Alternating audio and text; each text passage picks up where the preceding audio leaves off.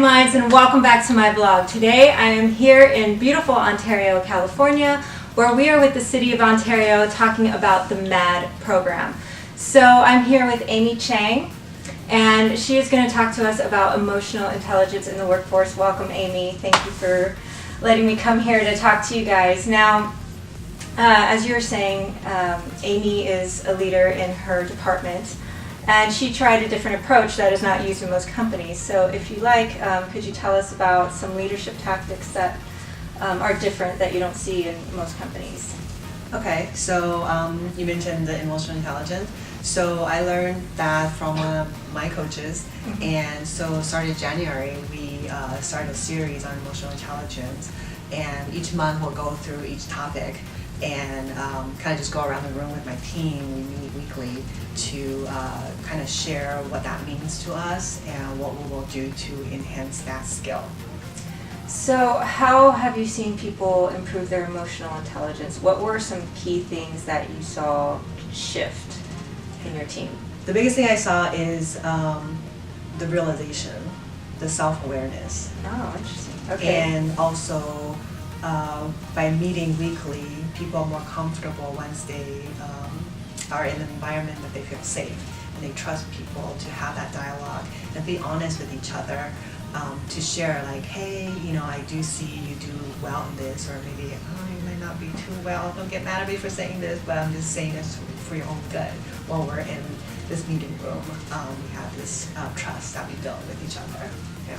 So the room that we're at right now is called, it's not your average meeting room, if I can just show you. We will give you a tour later, but this is definitely not your average meeting room. It has a different name. It's called we call it the MAD room. The MAD room. Okay. Yeah. So this is like, it's different from a safe space. It's mad, but it's a good kind of madness, right? Yes. Actually, MAD is an acronym for Making a Difference, which is kind of our brand. So everything we do is MAD. We have a MAD university for our supervisor and managers that we meet monthly or quarterly, depending on our schedule, to strategize how can we be more MAD. So what does it mean to be mad? Like it's very simple. Making a difference, whichever way you feel making a difference is. And that's a great thing about it, because everybody want to do something, and whatever you feel that you could do to contribute to the community, to touch the life of the people that's in your that you encounter every day. That's what we're all about. So we mentioned this earlier between you and me, and it was about how you search for people's story over what most employers do with personality tests and the Myers-Briggs critical thinking test. If any of you have ever searched for a job, you know how nerve-wracking these tests are, and sometimes inaccurate. So, so why don't you share with us how you decided to find and use and incorporate, I guess is the word, other people's stories. Yeah. So one of my staff came to me and had an idea, says to, why don't we get to know each other and build our trust amongst our team members? Why don't we talk about our life stories? So she's the all-star. So she brought in pictures from baby to now, and by show and tell, she goes through all her pictures and telling us her life stories, where she grew up and what she experienced through life, her family, what she likes, dislikes, and everything. And through that story, we just found like, wow, now we really know you, and we know why you have that personality, why you have that characteristic, why you do the things you do, the decision that you make. And as we continue to do that around the room with each person, it's, at least for me, the biggest thing I discovered was just realizing, okay, you're not like a strange person or difficult person, but what your experience in life really shaped who you are.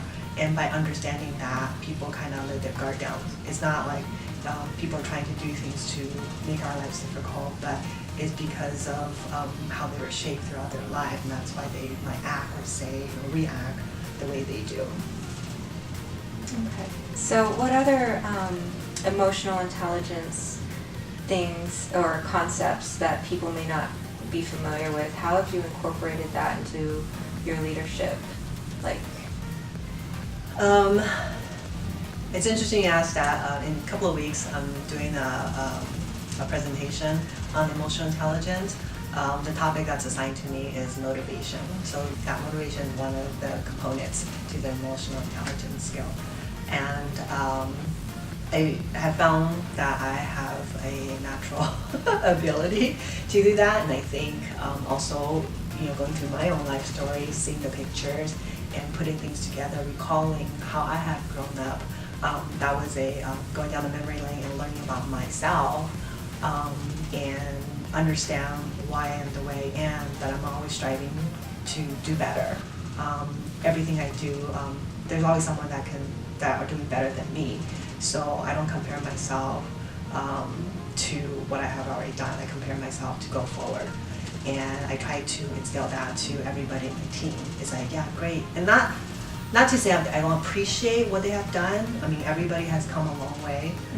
We even started with our team with pretty much everybody don't have an experience in what they're doing, including me. So when I first started this job, I was telling my boss, are you sure you want to do this? Because I feel like it's the blind leading the blind. But it worked out, and I think from that, we also learned a lot of different leadership skills and what works and what doesn't work.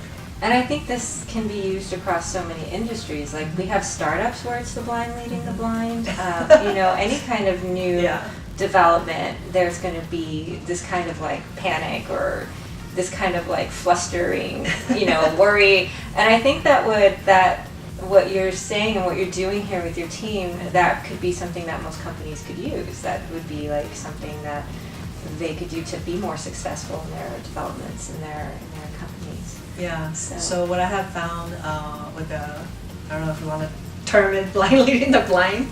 Well, yeah, not the blind leading the blind, but like everybody is just starting off new. Yeah, exactly. What I discover and what my team realize is that maybe this is a better way to do things, because if you have a team where the leader in the group is experienced and knowledgeable, with your team not as experienced and knowledgeable, you might have a relationship where the leader are constantly telling the team what to do, and the team is always looking for the leader for answers without coming up with their own answers. And what we experience is that we all started together at the same time. Just because I have a different title doesn't mean I know everything. So we kind of have this experience where I may not know everything, so I ask them, and they make decisions, and they would tell me, and vice versa. So just because we have a different title, but we're in it together, we have the same capability and ability, and that makes us more level, I guess, mentally.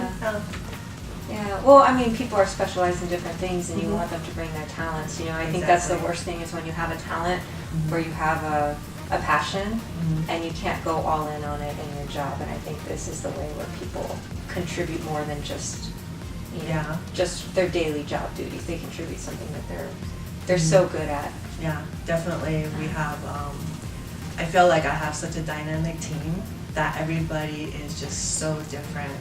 And in the beginning, I was a little overwhelmed, like, oh my gosh, I never dealt with these type of people before. They're so opposite and different from me. But looking back, I think I was blessed. Like, this is a great experience. Gives me I learned about different perspective. Everybody is different. I have to treat everybody as an individual and really get to know them on a one-to-one relationship. And from there, once you build a relationship, that foundation, then you can move forward and motivate and inspire each other to do great things. So what was a milestone that you guys hit? Like, what was a big achievement for you guys, for you and your team? Well, I guess we're coming out, we already passed 5 years of doing this. And I think realizing the different things that we just discover through trial and error and doing different things, and now we're going out and sharing with everybody about what we discover. And we understand it might not work with everybody. There's so many different tools and methods out there. but just encouragement for people to think about it and give it a try and do something different. Maybe not follow the traditional.